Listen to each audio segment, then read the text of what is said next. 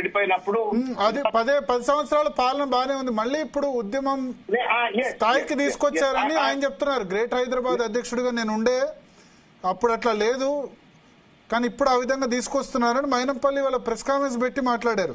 సరే అన్న, మైనంపల్లి గారు మాటలు బాగా వచ్చు, ఆయన మంచి తెలివికల్లా ఆయన అట్లా మాట్లాడుతా ఉన్నాడు. ఆయన గుండె మీద చేయబెట్టుకుంటే ఆయనకు తెలుసు. ఇవాళ ఆంధ్ర మీడియా హౌసెస్ కొన్ని పనిగట్టుకొని టెలిఫోన్ ట్యాపింగ్ పేరు మీద కావచ్చు, లేకపోతే తెలంగాణ రాష్ట్రం అప్పుల పాలైందన్నటువంటి ఒక విషయం కావచ్చు, లేకపోతే కేసీఆర్ గారి కుటుంబం పైన దాడి చేసి బీఆర్ఎస్ పార్టీని భ్రష్టు పట్టించినట్టయితే తెలంగాణ అస్తిత్వం పరిపూర్ణంగా కూడా సమాప్తం చేయొచ్చు అనేటువంటి ఒక కుట్రపూరితంగా ఇష్టం వచ్చినట్టు ఇవాళ మీరు గుండె మీద చేయబెట్టుకోవాలా. మైనంపల్లి హనుమంతరావు గారైనా సరే, లేకపోతే పొన్నం ప్రభాకర్ గారైనా, బట్టి గారైనా, పొంగులేటి గారైనా, ఎన్ఎం శ్రీనివాసరెడ్డి గారైనా, అద్దంకి దయాకర్ గారైనా, మహిళ సీతక్క నాయకురాలైనా గుండె మీద చేయబెట్టుకోవాలా. ఎవరిచ్చిండ్రండి మీడియా సంస్థలకు హక్కు పొందుకొని టార్గెటెడ్ గా మహిళలను టార్గెట్ చేసే విధంగా సమంత అంటారు, ఈ రెబ్బ అంటారు, ఈషా రెబ్బ, పోషా రెబ్బ, ఆడోళ్ల పేర్లు తీసి బీఆర్ఎస్ నాయకత్వానికి అంటగడుతూ టెలిఫోన్ ట్యాపింగ్ చేసిండ్రు అని చెప్పని కన్క్లూజివ్ గా ఒక మీడియా హౌస్ చేయటం న్యాయమా, ధర్మమా, చట్టపరమాది? Is that freedom of expression? You tell me. అదే అదొక ఛానల్, బట్ ఆంధ్రజ్యోతి అధిపతి రాసిన సంపాదకీయం మీద దానిలో ఏం అబ్జెక్షన్ లేదు కదా. నేనేమంటున్నా, రాధాకృష్ణ గారు బీఆర్ఎస్ తెలంగాణ జాగిరా అంటే బరాబర్ తెలంగాణలో పుట్టిన ప్రతి ఒక్కరు జాగిరిది. తెలంగాణ సంస్కృతిని కాపాడాలనుకున్న వాళ్ళు, తెలంగాణ అస్తిత్వాన్ని కాపాడాలనుకునే వాళ్ళు, తెలంగాణ భవిష్యత్తును ఆకాంక్షించే వాళ్ళు, తెలంగాణేతర నాయకత్వానికి పనిచేయనటువంటి యొక్క ఏ ఆత్మగౌరవం ఉన్న తెలంగాణ బిడ్డనైనా తెలంగాణ జాగిరే, వాళ్ళ జాగిరే. చంద్రబాబు నాయుడు గారి చేతిలో తోలుబొమ్మలుగా పనిచేసేటో, లేకపోతే ఢిల్లీకి గులాములుగా పనిచేసేటువంటి వాళ్ళని తెలంగాణ జాగిరి కాదు. మీ జాగీర్ కూడా భరత్ గారు, నా జాగీర్, మీ జాగీర్, 4,40,00,000 మంది జాగీర్ తెలంగాణ. కానీ ఇక్కడ ఉంటూ తిన్న ఇంటి వాసాలు లెక్క పెట్టినట్టుగా ఇక్కడ ఉంటూ పక్క రాష్ట్రాల పాట పాడి, పక్క రాష్ట్రాల హితం కోసం పనిచేసి, పక్క రాష్ట్రాల నాయకత్వం యొక్క ఒత్తిడికి లోబడి పనిచేసేటువంటి యొక్క నాయకత్వం కానీ మీడియా సంస్థలు కానీ ఇక్కడ ఎందుకు? నేను డెమోక్రసీలో ఎక్కడో గుజరాత్ వాళ్ళు వచ్చి బాంబేలో ఉంటున్నారు, బాంబే వాళ్ళు వచ్చి గుజరాత్ లో పోతున్నారు. అంటే వాళ్ళు అనేది బీఆర్ఎస్ అంటే మేము మొత్తం తెలంగాణకు వ్యతిరేకం అట్లా అవుతుంది కాదు కదా పాలసీ. ఇప్పుడు మిగతా వాళ్ళు కూడా, మిగతా పార్టీలు కూడా తెలంగాణ లీడర్సే కదా అని అంటారు. ఇవాళ సార్ ఈ 18 నెలల కాలంలో మీరు ఒకటి గుర్తు పెట్టుకోవాలా, ఈ ప్రభుత్వాన్ని చంద్రబాబు నాయుడు గారు నడుపుతా ఉన్నారు. ఈ ప్రభుత్వాన్ని రేవంత్ రెడ్డి నడపట్లేడు, చంద్రబాబు నాయుడు గారు నడుపుతా ఉన్నాడు. నేను I don't want to get in to the details. ఒక్కొక్క అపాయింట్మెంట్ వెనక అది ఢిల్లీలో సుప్రీంకోర్టులో నియామకాల నుండి మొదలుకుంటే హైదరాబాద్ లో ముఖ్యమంత్రి కార్యాలయంలో నియామకాల వరకు కూడా, లేకపోతే కార్పొరేషన్ చైర్మన్లు కావచ్చు, కీలకమైనటువంటి అడ్మినిస్ట్రేటివ్ పొజిషన్స్ కావచ్చు, ఇవన్నీ కూడా జాయింట్ గా రేవంత్ రెడ్డి గారు లేకపోతే ఆంధ్ర ప్రభుత్వం కలిసి డిసైడ్ చేస్తున్నట్టు పరిస్థితి. వాటి తెలంగాణ ప్రభుత్వ ఉద్యోగాలు లేకపోతే తెలంగాణకు సంబంధించినటువంటి నియామకాలలో పక్క రాష్ట్రం యొక్క ఇన్వాల్వ్మెంట్ ఎందుకండి? మరి రేవంత్ రెడ్డి గారు ఆంధ్రాలో ఇన్వాల్వ్ అవుతున్నాడా? ఇన్వాల్వ్ కానిస్తారా? ఎందుకు ఈ బానిసత్వం? ఒకటి ఇవన్నీ పక్కన పెట్టి నేను ఒక మాట భరత్ గారు, మీరు చర్చ లేపులు కాదు చెప్తా ఉన్నా. మీడియా హౌసెస్ మీకు ఎవరు ఇచ్చినారండి రైట్ అట్లా అడ్డమైన తమ్నైల్స్ పెట్టడానికి?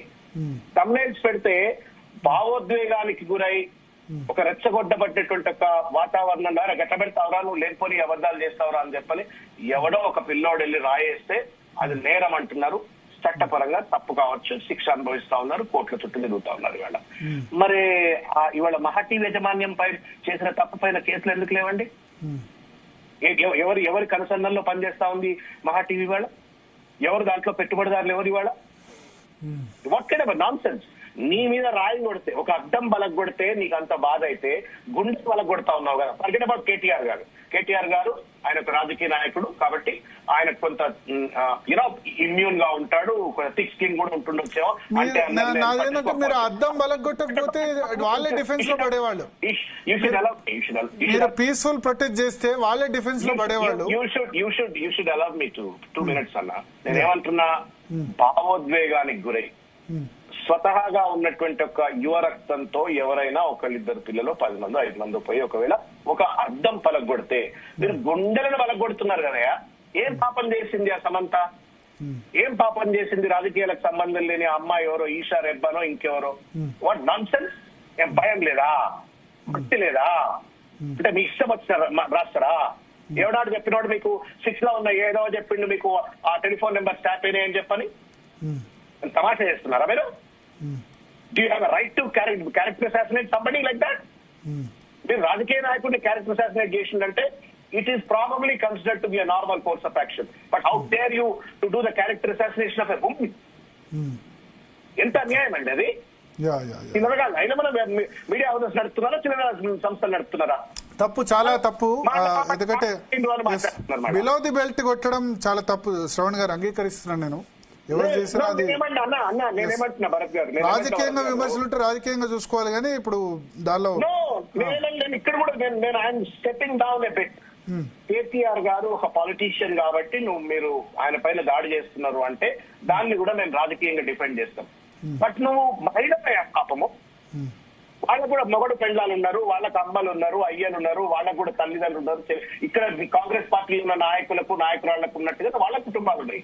వాళ్ళ కుటుంబాలు ఎట్లా బాధపడితే ఎక్కడనో ఒక రాజకీయ నాయకుడికి లింక్ పెట్టి టెలిఫోన్ ట్యాపింగ్, దాని ఎవరో కొండ సురేఖ గారు ఏం మాట్లాడిందండి? ఐ థింక్ ఇవన్నీ మీరు ప్లేట్ బ్రేకింగ్ పెట్టి థంబ్నెయిల్స్ పెట్టి 4th pillar ఆఫ్ డెమోక్రసీ అండి media. Your 4th pillar of democracy. ఈ వ్యవస్థలో పాలసీ మేకర్ గానీ, పాలసీ ఎగ్జిక్యూటివ్ గానీ, న్యాయ వ్యవస్థ గానీ తప్పులు చేస్తే ఆ తప్పును ఎత్తి చూపేటువంటి నికార్స్ అయినటువంటి ఒక సంస్థ మీడియా సంస్థ. మీరు చిల్లర వేషాలు వేస్తే మరి దాన్ని ఎవడో పిల్లడు రాయి కొట్టిండు. గుండె కంటే ఎక్కువ అర్థం వస్తే అర్థం మనగొట్టుకుంటావు. మరి వాళ్ళ యొక్క సినిమా యాక్ట్రెస్లు ఎవరో అంటున్నారు వాళ్ళ కుటుంబాల్లో రేచిన ఒక చిచ్చును నువ్వు వచ్చి రిపేర్ చేస్తావా? ఛానల్ సార్ రిపేర్ చేస్తారా సార్ మీరు? లేదండి, నాకు అర్థం కాదు. పర్సనల్ అలిగేషన్స్ అనే తప్పు. అగ్రీ. ఇంకొక విషయం, మీరు జీవితాల్లోకి తొక్కి చూసే హక్కు ఎవరికి లేదు. అది దానిలో రెండోది ఏంటంటే ఎటువంటి ఎవిడెన్స్ లేకుండా ఇటువంటి వ్యవహారాలు మిగతా రాజకీయ విమర్శలోకి కానీ ఇవి చేయడం చాలా తప్పు. ఎస్, ఎవరో పిల్లలు కొంత ఆవేశానికి లోనై రాళ్ళు కొడితే నువ్వు వాళ్ళందరినీ జైల్లో వేసిండ్రు, గొడ్డలు కొట్టినట్టు కొట్టిండ్రు చాలా మంది పిల్లల్ని. మరి ఈ కంప్లైంట్ పెట్టిన వాడిని ఎవరు కొట్టిందో చెప్పండి నాకు. వాడికి ఏం శిక్ష చెప్పండి? అంటే మీరు అక్కడ ప్రొటెస్ట్ పీస్ఫుల్ గా ప్రొటెస్ట్ చేసిన తప్పు వాళ్ళది అయిపోయింది. పీస్ఫుల్ ప్రొటెస్ట్ చేసిన నేను వ్యక్తిగతంగా నాకు 58 ఏళ్ళు పోలీస్ కంప్లైంట్ ఇచ్చి పీస్ఫుల్ ప్రొటెస్ట్ చేస్తే భరతన మీరు నేను కొంత వయసు ఉన్నది, మెచ్యూరిటీ ఉన్నది, దక్కా ముక్క తినున్నాం కాబట్టి జీవితంలో సరే భయ్ రాళ్లు కొట్టుడు కాదు, పోయి పీస్ఫుల్ ప్రొటెస్ట్ చేస్తే బాగుంటుండే అని అనుకోవచ్చు. నేను ఒకటే మాట అడుగుతా ఉన్నాను, ఇవాళ ప్రభుత్వం గాని పోలీస్ వ్యవస్థ గాని పిల్లలు తప్పు చేసినారు అని అనుకుందాము, వాళ్ళు భావోద్వేగానికి గురైనారు, పోయి 2 రాళ్లు కొట్టినారు, కానీ దానికి కారకుడు అయినటువంటి మూలకర్త అయినటువంటి ఆ యజమాన్యం మీద చర్యలేవి అంటా ఉన్నాను. భట్టి గారు పోతారు. మీరు ప్రైవేట్ కేసు మీరు కోర్టులో వేయొచ్చు కదా దానికి సంబంధించి. This is what I'm trying to drive. Please allow me to complete. Police వాళ్ళు ఏమన్నా గుడ్డి గుర్రం పనులు అవుతున్నారా సార్? ఏ చేతులతో అయితే ఎఫ్ఐఆర్ చేసి ఆ పిల్లల్ని మీరు జైల్లో పెట్టినరో అదే చేతులతో ఈ తప్పుడు ప్రచారం చేసినటువంటి వాళ్ళ పైన సుమోటో కేసులు ఎందుకు పెట్టలేం? ఇవాళ 5,000 కేసులు పెట్టింది పోలీసు ఇవాళ బీఆర్ఎస్ పార్టీ సోషల్ మీడియా కార్యకర్తల పైన. ఇదో తప్పుడు ప్రశ్నలు వేసిందనో తప్పుడు సమాచారం వాళ్ళు పోస్ట్ చేసింది అన్నట్టు నెపం పేరు మీద 5,000 కేసులు పెట్టింది, ఇంక్లూడింగ్ క్రిషాంక్, దిలీప్, ఇంకా చాలా మంది, ఈ శశాంక్ గౌడ్ అని ఇంకో పిల్లోడు, ఇట్లా 100 మంది పిల్లల్ని అరెస్ట్ చేస్తున్నారు, 1000 మందిని టెర్రరైజ్ చేస్తా ఉన్నారు. పోలీసు వాళ్ళకు పొద్దున్న లేస్తే లా అండ్ ఆర్డర్ పని లేదు, సోషల్ మీడియా మానిటరింగ్, బీఆర్ఎస్ కార్యకర్తల మీద కేసులు పెడతారు. నేను అడుగుతుంది వాళ్ళు సుమోటోగా కేసులు పెట్టి బీఆర్ఎస్ పార్టీ కార్యకర్తలను జైళ్లలో ఎఫ్ఐఆర్లు చేసేటువంటి పోలీస్ వ్యవస్థ ఇవాళ ఏ చేతులతోటైతే నువ్వు ఎఫ్ఐఆర్ చేసి ఆ పిల్లలను జైలు పంపుతావో అదే చేతులతో మహాన్యూస్ మీద ఇంతవరకు ఎఫ్ఐఆర్ ఎందుకు కాదు చెప్పండి? ఏం రాజ్యం ఇది? ఏం డెమోక్రసీ, ఏం రాజ్యాంగం నడుస్తుంది తెలంగాణలో? అంబేద్కర్ రాజ్యాంగమా, ఏమన్నా రాజ్యాంగమా? Your standards have to be equally applicable. Accepting that to spend a stone against anybody is wrong crime. Then they are వాళ్ళు అనుభవిస్తున్నారు. మరి కారకుడు కేసు ఎందుకు పెట్టాను? ఎందుకు పెట్టి చెప్పండి? ఇక్కడ స్పెషల్ రైట్స్ ఉన్నాయి. అట్లా బూతులు తిట్టాలని చెప్పని ఏమన్నా స్పెషల్ లైసెన్స్ ఇచ్చిందా? ఏమన్నా కేటీఆర్ గారిని దుమ్మెత్తిపోయండి, మహిళల పైన అని కూడా చూడకుండా దుమ్మెత్తిపోయండి అని చెప్పిన స్పెషల్ రైట్స్ ఇచ్చిందా? సెన్స్ ఉండాలి కదా, ఏం మాట్లాడుతున్నామో ఏం చెప్తున్నామో, దాని వల్ల వచ్చేటువంటి ఒక సామాజిక పర్యవసానం ఏంటి, వాళ్ళ కుటుంబాల్లో వచ్చే పర్యవసానం ఏంటి, ఇంత కూడా విచక్షణ లేదా? నేను చూస్తా ఉన్నా వాళ్ళు ఇంకా సిగ్గు ఎగ్గు లేకుండా ఇంకా మళ్ళీ అని చెప్పని మాకు ప్రొటెస్ట్ చేయాలా, మాకు ఫోన్ చేసి డిసెంట్ చెప్తే మేము తమ్మునే మారుస్తుంటాం కదా అని మాట్లాడుతారు. పెట్టేటోడికి బుద్ధి లేదా? గడ్డి తింటున్నాడా? ఎడిటర్ ఎవరు? చైర్మన్ ఎవరు? చదువుకోలేదా వాళ్ళేమన్నా? ఊళ్ళల్లో ఏమన్నా గొడ్ల కాస్తున్నారా వాళ్ళేమన్నా? Right, thank you.